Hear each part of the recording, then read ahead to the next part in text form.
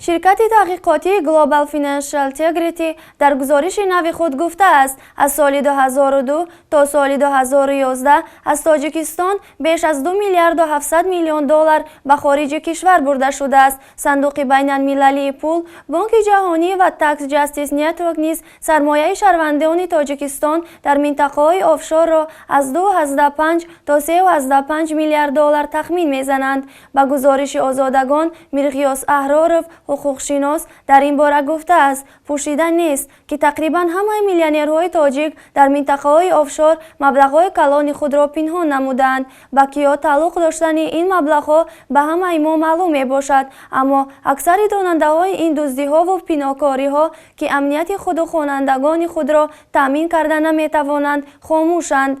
از لحاظ قانون برای جلوگیری از بردن مبلغ‌ها به منطقه‌های آفشور باید پارلمان و مقامات داخلدار و بانک ملی اراده سیاسی را پیش گذارند، اما شاید در این سمت قانون ویران کننده ها خویش و تبار منصبداران این نهادهایند و پیشگیری آن غیر امکان می شود. باید از روی تجربه بانک های جهانی در بانک ملی ما نیز شعبه فینانس و رزویدکا فعال شود و ضد پنهانکاری در منطقه های آفشور کار برد. ذوالفقار اسماعیلیان، کارشناس مسائل اقتصادی، بر این اعتقاد است که گرفتن پیش روی مبلغ‌هایی که به منطقه‌های آفشور می‌رود مشکل نیست، ولی آن شرکت‌هایی که در مناطق آفشور به قید گرفته شدند و افراد تعلق دارند که نزدیک به حکومتند، آنها از آدمان بیگانه نیستند. به همین خاطر دولت نمی‌خواهد پیش روی آنها را بگیرد. من 100% مطمئن هستم که حکومت آنها را خوب می‌داند، مقامات خوب می‌داند که به جزیره‌های کیپر